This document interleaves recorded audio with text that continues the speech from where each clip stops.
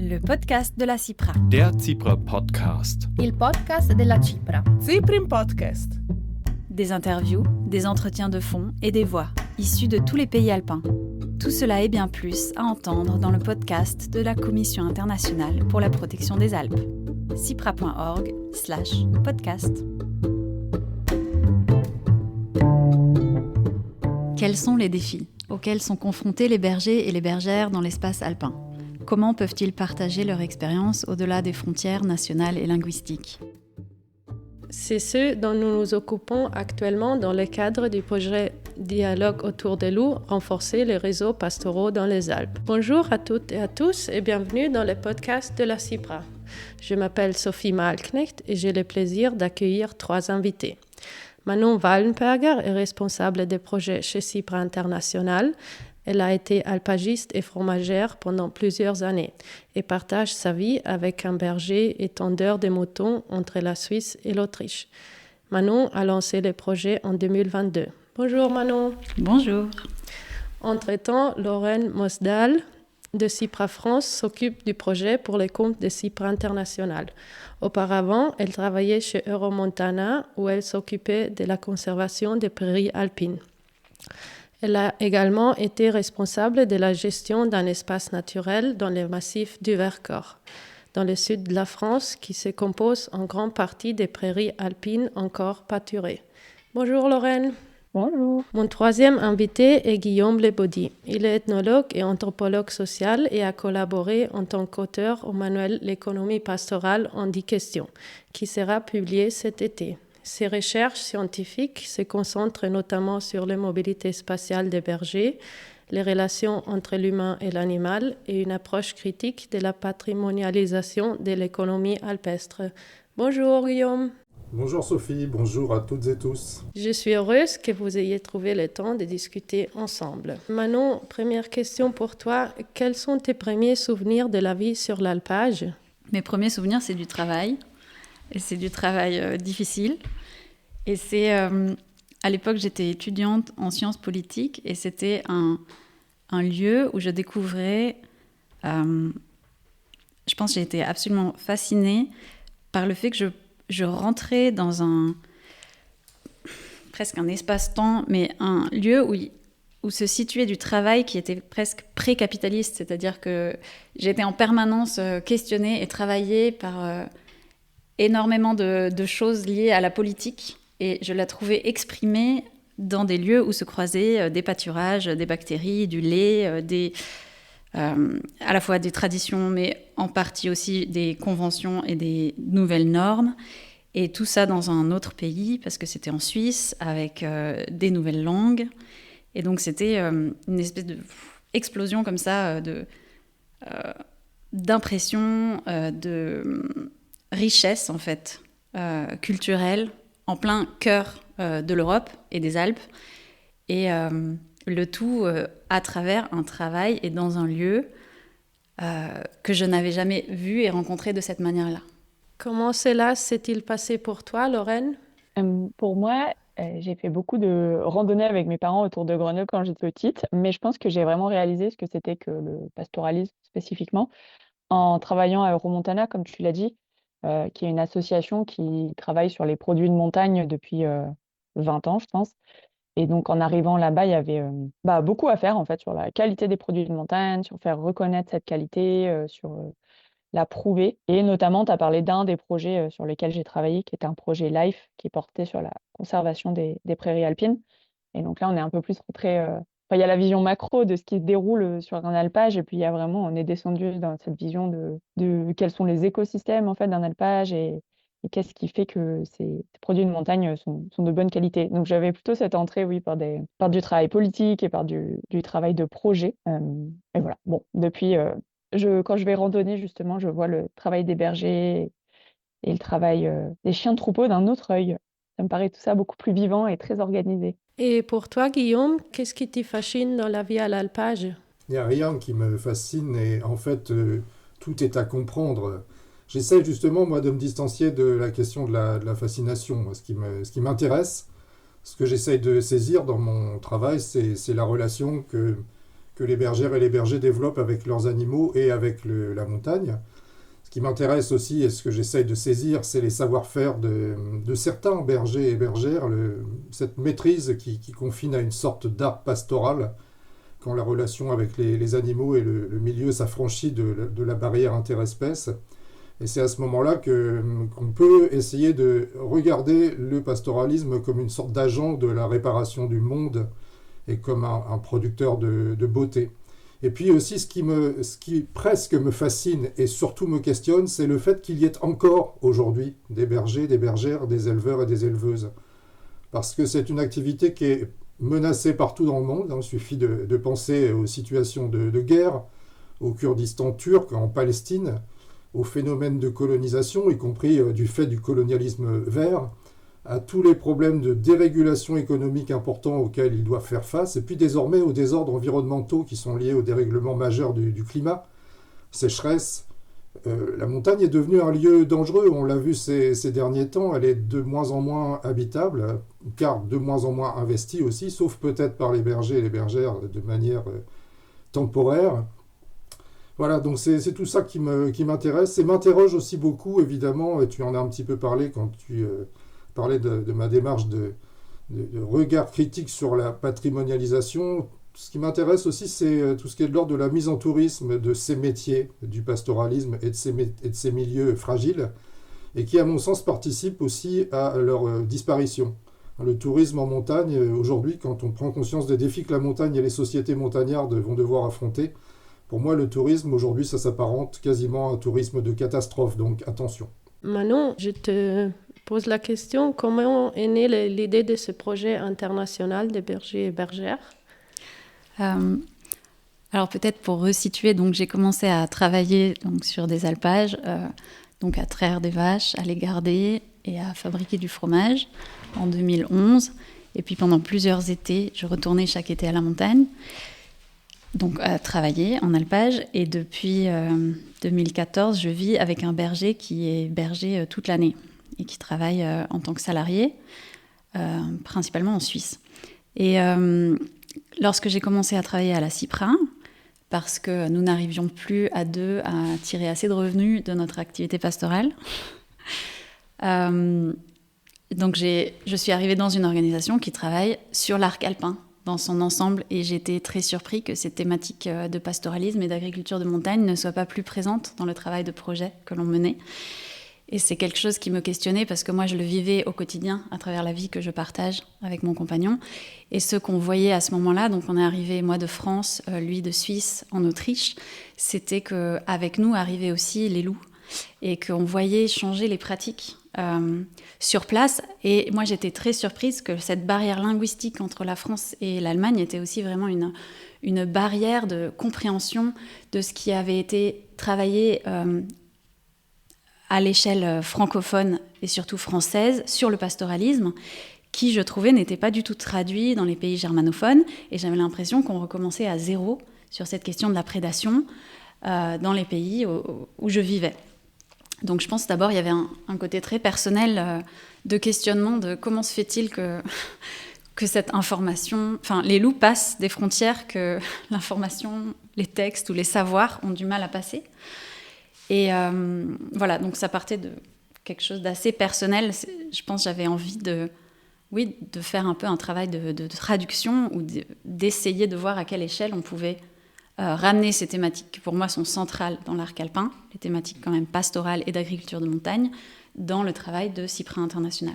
Pour le lancement du projet, vous avez organisé une rencontre internationale en Suisse et au Liechtenstein.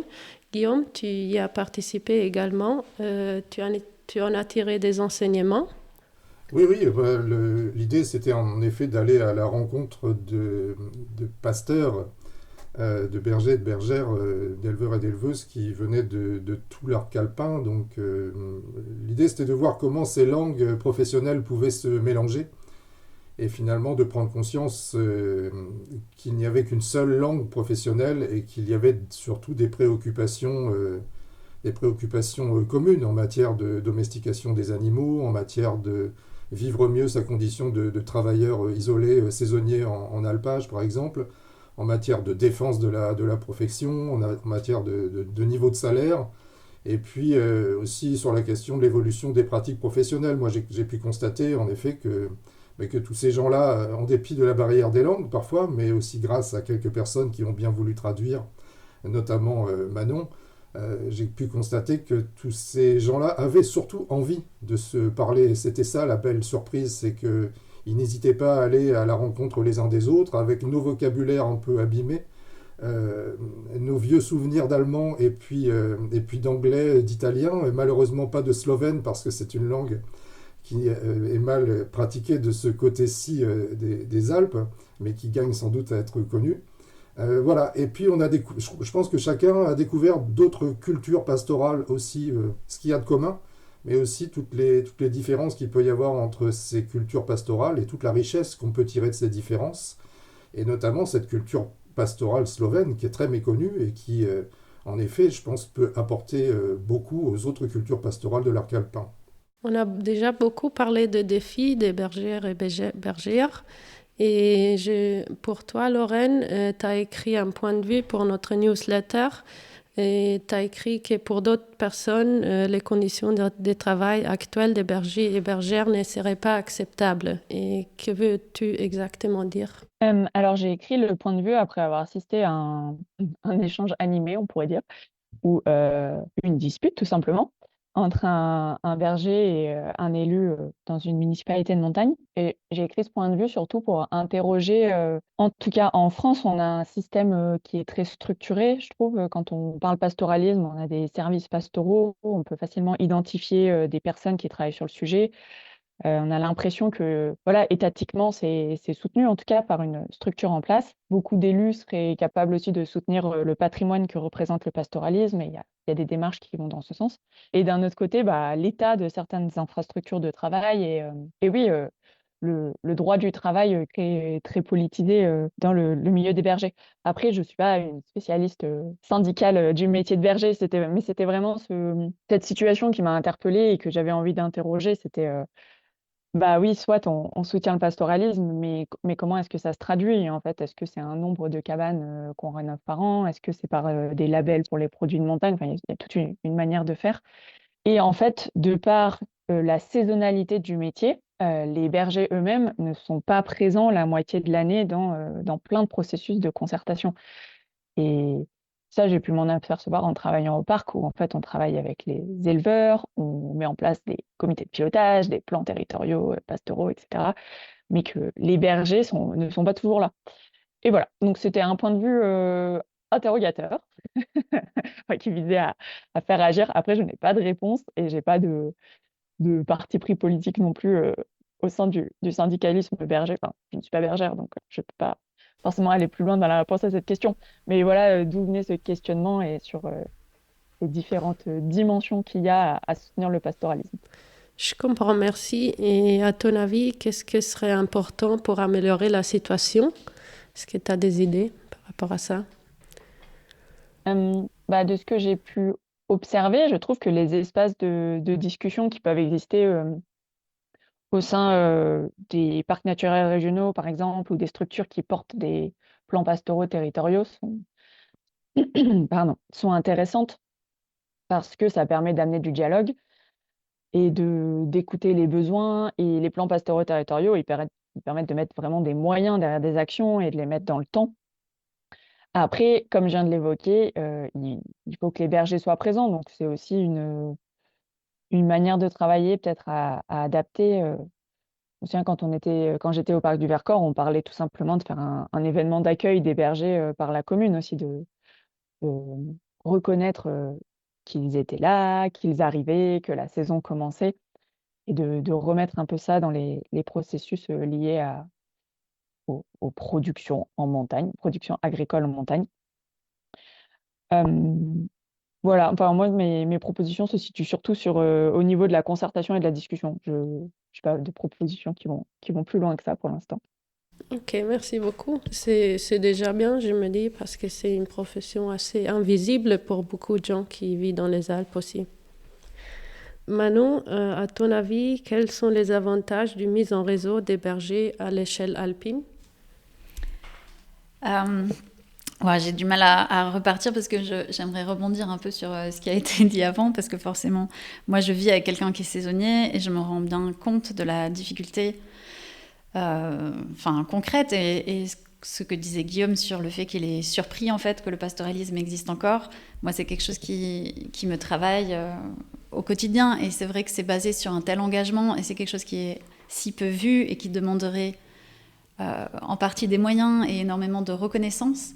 Et ça, c'est quelque chose qui pour moi est importante. C'est quelque chose qui se structure et dont on entend plus, je trouve, parler en France. Il y a un mouvement aussi en Suisse. Et ce mouvement, par exemple, moi, je ne le retrouve pas dans l'espace public et même en termes d'organisation pastorale en Autriche, par exemple, dans les Alpes autrichiennes. Et c'est vrai que c'était peut-être aussi à l'origine de mon questionnement et de ma volonté d'essayer de créer des liens et des réseaux. C'était cette envie de faire venir le discours syndical actuel francophone et de montrer un peu qu'est-ce qui se passe dans d'autres pays c'est un des résultats du projet, qui sont extrêmement structurés, cet espace alpestre en France, en tout cas en termes d'organisme, etc. Enfin, on a fait une carte alpine qui montre en fait les différentes organisations, les formations, etc. Et c'est vrai qu'en France, on a une formation par rapport des possibilités de formation qu'on est loin d'avoir dans les autres pays alpins. Et ça aussi, ça a été une découverte. Donc je pense qu'une des bases des raisons ou des envies de commencer ce travail de réseau, c'était de chercher à voir dans les spécificités alpines de ce travail, et malgré les frontières linguistiques, quels pouvaient être les points communs et de qui on pouvait apprendre, où est-ce qu'on pouvait aller chercher de l'information, etc. Dans le projet, il y a aussi la création d'un manuel, et c'est un manuel multilingue qui met en lumière l'économie pastorale à l'aide de 10 termes. Manon, quelle était l'idée derrière ce projet ? Encore une fois, c'était... Donc, chaque fois, je reviens un peu en arrière, mais donc à la CIPRA, on essaye de travailler au niveau de l'arc alpin, avec comme idée derrière la tête qu'on partage, malgré nos différences linguistiques, culturelles, malgré toutes les frontières politiques et autres, un même espace agroécologique. Et du coup, on a des pratiques qui, en partie, se ressemblent et en partie ne se connaissent pas, des praticiens qui ne se connaissent pas. On a des savoir-faire qui vont arriver de différentes aires culturelles. Par exemple, c'est intéressant, mais en Suisse, au niveau de tout ce qui est garde de moutons, il y a un savoir-faire qui va beaucoup plus arriver d'Italie, de France et d'Allemagne, où il y a une tradition aussi de berger mouton, avec une formation reconnue par l'État, et c'est un travail qui est reconnu dans l'ordre des métiers, la chefferie. Et donc... pour revenir à la question, l'histoire de ce manuel, je crois qu'elle est vraiment venue du fait que je me rendais compte au quotidien que quand je disais que, par exemple, je vivais avec un berger en France, l'image qui vient à l'esprit de la plupart des gens, c'est un berger avec des moutons, alors que quand j'en parlais en allemand, déjà, j'utilisais pas le même mot quand je parlais Hochdeutsch, donc l'allemand littéral, ou ici, où on parle plus des dialectes alpins. Et en fait, quand je parle de berger, ici, on voit quelqu'un avec des vaches. Donc il y avait vraiment cette idée de dire, mais en fait, est-ce qu'on n'utilise pas les mêmes mots en y voyant d'autres choses ? Donc je pense qu'à la base, il y avait cette idée de dire, mais est-ce qu'on parle de la même chose ? Et si oui, comment on peut... si oui, tant mieux, mais si non, est-ce qu'on peut un peu s'expliquer de quoi on parle ?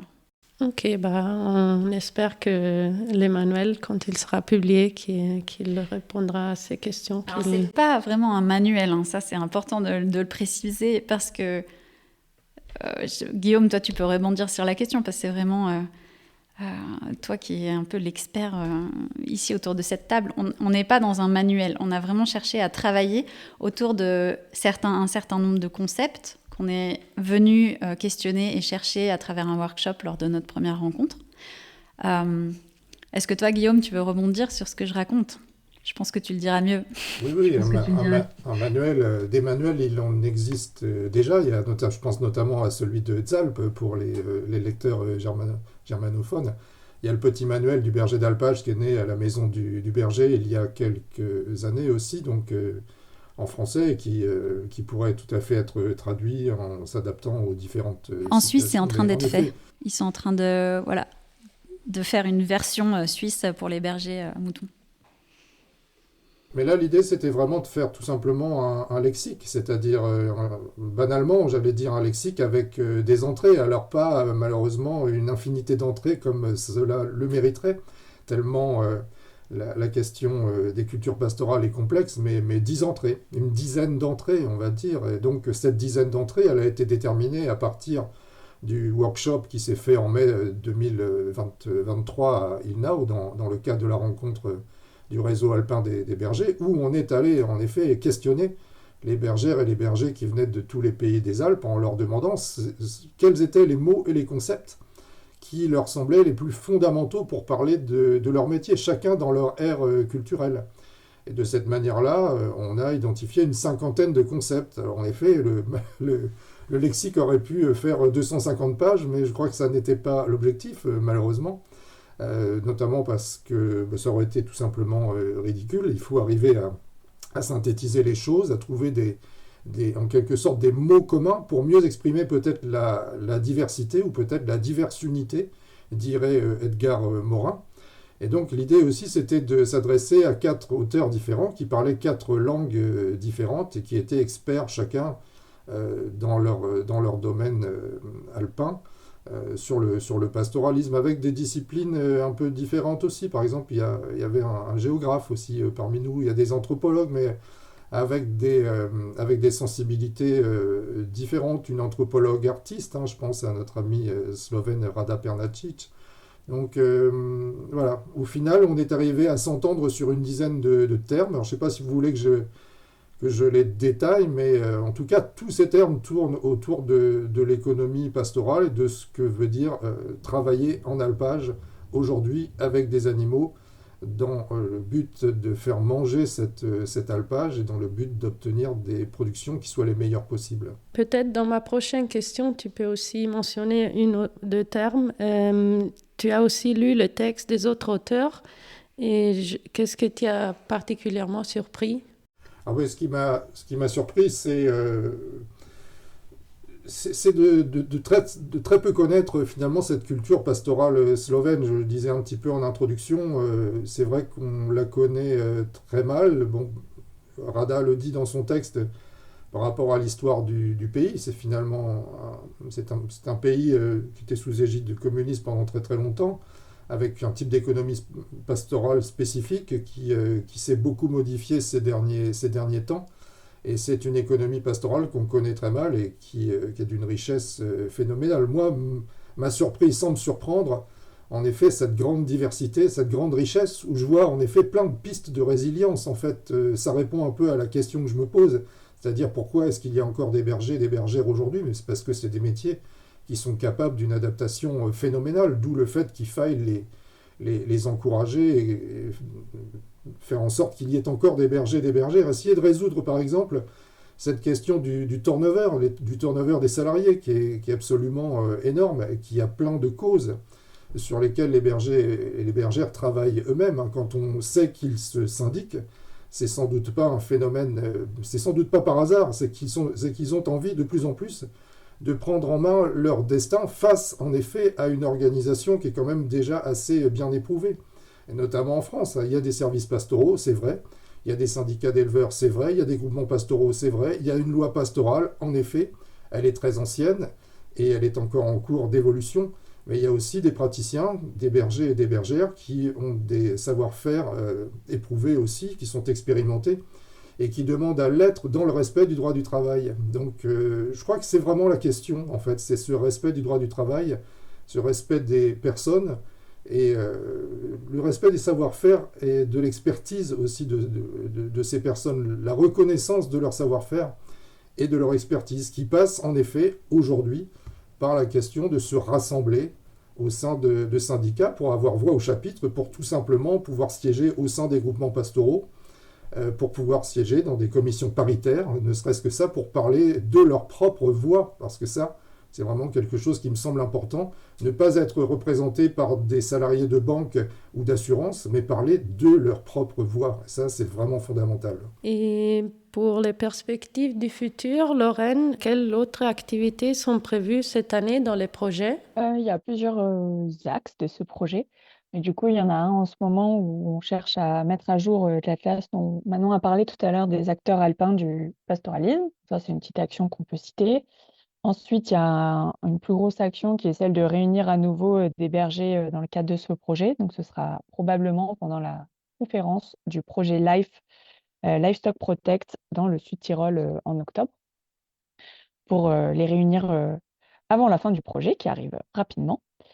Et puis finalement, peut-être un peu en lien avec ce travail, alors j'ose pas dire de lexique, puisque ça va bien au-delà de ça, dont Guillaume parlait à l'instant, on voulait creuser aussi des sujets en interrogeant des bergers peut-être sur les questions de droit du travail dans les différents pays alpins, sur des sujets très techniques, par exemple le statut de la loi quant à la divagation des chiens et comment ça impacte le travail des bergers, sur peut-être les produits aussi, les productions agricoles spécifiques au pastoralisme par rapport aux autres productions de montagne. Donc voilà, peut-être un peu de fond aussi et de comparaison, un peu d'un état des lieux dans la limite des moyens du projet, de différentes thématiques pastorales alpines. Comme dernière question, vous allez passer quelques jours en alpage ou semaines à Manon. Tu vas encore en alpage cet été?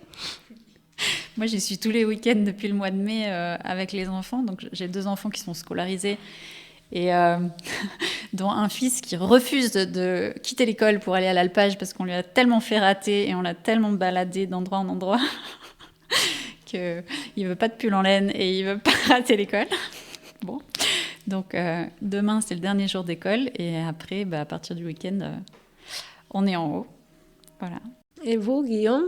Alors moi, ça va être un peu spécifique cette année puisque je vais aller participer en fait à un festival qui s'appelle le FMURstival. Il faut savoir que FMUR, c'est le dessinateur de cette bande dessinée en 14 tomes qui s'appelle Le Génie des Alpages, que les bergères et les bergers connaissent bien. Et comme j'ai eu l'honneur d'écrire le tome 4 de la préface de l'intégrale du Génie des Alpages, cette année, je vais aller participer à ce FMURstival qui va nous conduire en alpage au fil d'un sentier du Génie des Alpages avec mon collègue phytoécologue Olivier Sen, qui est notamment l'inventeur